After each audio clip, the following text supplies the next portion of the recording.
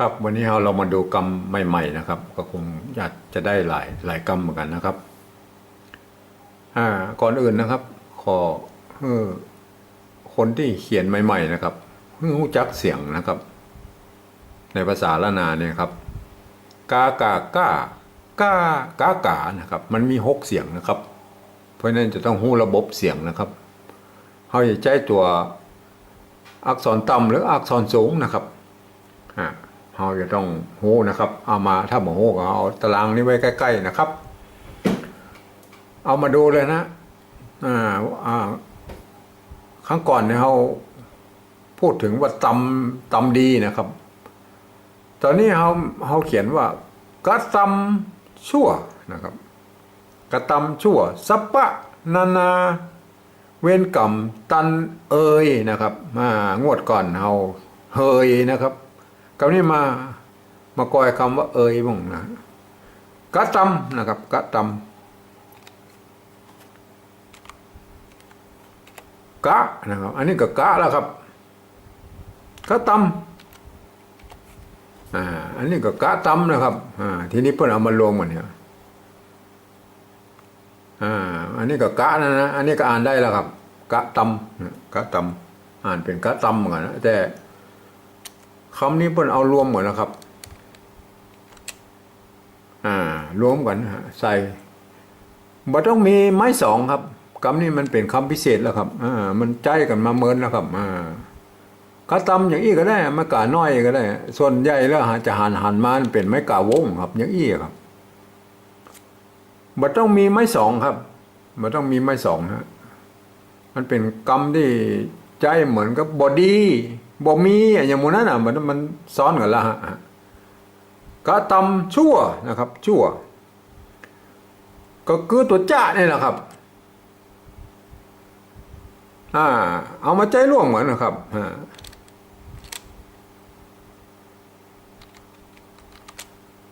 ชั่วนะครับ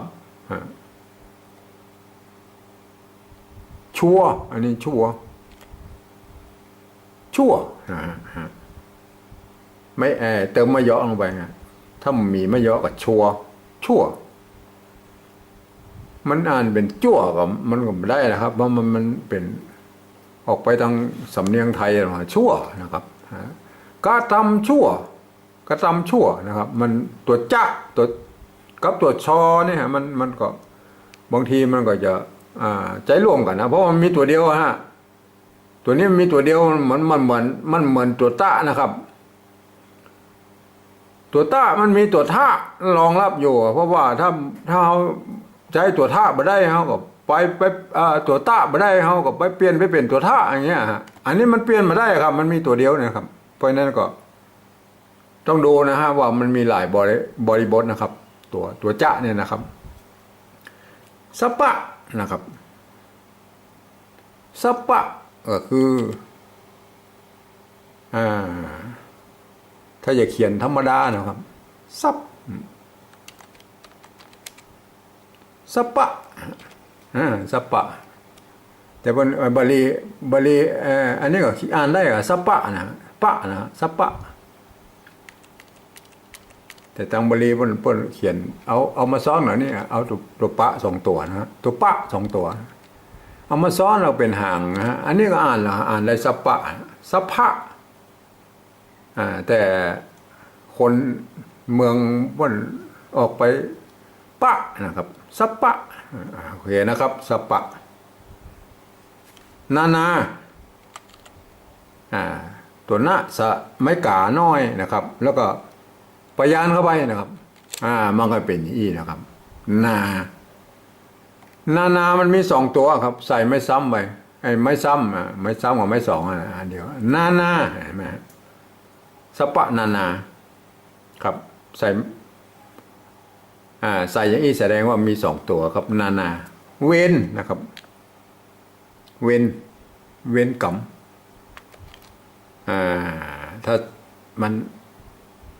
ถ้าเขาอยากใจตัวมันอย่างนี้นะเว้นแบบนี้มันก็บอกค่อยถูกนะครับเอาตัวละมาสะกดนี่นะครับเดิมมันก็เอาใจตัวหน้านะครับสะกดเอาเว้น เอาตัวหน้านะเดิมภาษาดังๆเดิมพวกใช้เยอะแล้วครับเวนนะครับเวนกำนะฮะกำนะฮะถ้าสมมติว่ามันไทยก็เยอะเนาะกำใส่ละสองตัวกล้ำนะฮะแต่ภาษาละนานะฮะบาลีป้นกำป้นเขียนนี่แหละครับเอาดับเบิลรอมันก็เป็นดับเบิลมะนะครับเอามะสองตัวมาซ้อนกันนี่นะครับซ้อนกันแล้วก็ใส่ละห้ามไปเหียครับเนี่ยกำครับเว้นกำครับตันนะครับเอามาดูละตันห้อยใจตัวตะกับหรือตัวตะดีนะครับตันเสียงสามัญนะครับเสียงสามัญเพราะฉะนั้นห้อยต้องใจตัวตะนะครับอักษรต่ำนะครับอักษรต่ำตัวตะคือตัวนี้ครับอันนี้ตัวตะนะครับไม่ใช่ตัวทอทหารนะครับตัวตะนะครับเว้นตันนะครับใส่ไม้ซัดลงไปนะครับตัวหน้านะครับเอาไปไว้ทั้งรูมเป็นหางนะครับเนี่ยครับเว้นตันนะครับมาวันก่อนเราเรียนเรื่องเฮยไปแล้วนะตอนนี้นะครับเขียนตรงตัวเลยนะครับตัวนะครับไม่กี้นะครับตัวเนี้ยนะครับแล้วก็ปยานนะครับมันจะเป็นตัวพิเศษเลยครับปยานนะครับเนี่ยครับมันจะเป็นอย่างนี้แล้วครับนะครับนะครับเอามาดูภาษาปริวัติแบบที่สองเลยนะครับกะตำก็เขียนไปธรรมดาแหละครับกะตำก็คือกะทำนะครับชั่วนี่มันหลีกไม่ได้แล้วครับมันก็ต้องชั่วแล้วครับสัพพะ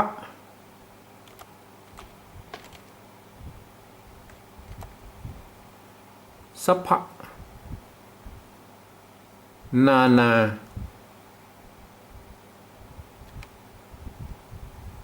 เวน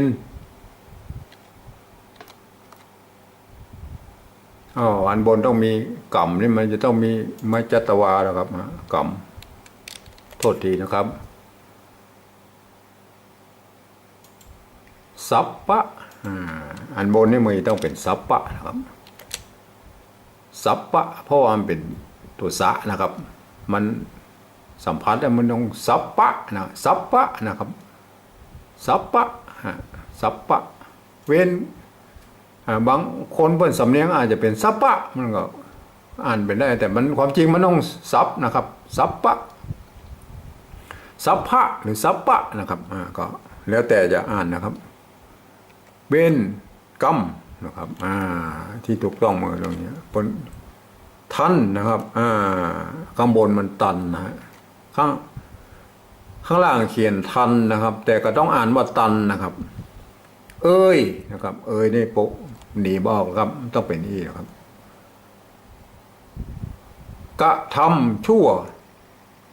สัพพะมันถ้าอ่านเป็นไทยมันเสียงเอกนะครับสัพพะนาเวรกรรมทันนะครับแต่อันนี้มันเป็นภาษาเทียบนะครับปริวัติแบบที่สองนี่คือเทียบตัวออกมาทุกตัวนะครับเพื่อทดแทนเป็นภาษาละนานะครับเวลาอ่านจะต้องอ่านเป็นภาษาละนานะครับอ่านเป็นตัวนี้นะครับนึกคือว่าอันนี้คือตัวกะนะครับอันนี้คือตัวตะนะครับแบบนี้นะครับไม่ต้องเป็นกะตำอย่างเงี้ยนะครับไม่ใช่ว่าไปอ่านแบบไทยไม่ใช่นะครับไม่ใช่ว่าอ่านสำเนียงไทยนะครับแบบไทยนะฮะอ่านแบบละนานะครับอ่านแบบตัวละนาตัวนี้ตัวกลางนี่ครับอันบนนี้นะครับเป็นภาษากัมพูนะครับปฏิวัติแบบที่สามนะครับเพราะนั้นจะต้องใช้หลักการอ่านแบบภาษาไทยนะครับภาษาไทยนี่ก็คือตัวกอไก่นะครับตัวต่อเต่านะครับ อันนี้ก็อ่านว่ากะนะครับถ้าบ่มีไม้บนมันก็กะนะครับใส่จัตวาลงไปมันก็กะนะครับกะตำนะครับชั่วชั่วนี่มันหนีบ่พ้นแล้วชั่วมันต้องชั่วแล้วสัปปะนะครับนาเวนกำตันเอยนะครับมันจะต้องออกเสียงตรงบนปุ้นนะครับ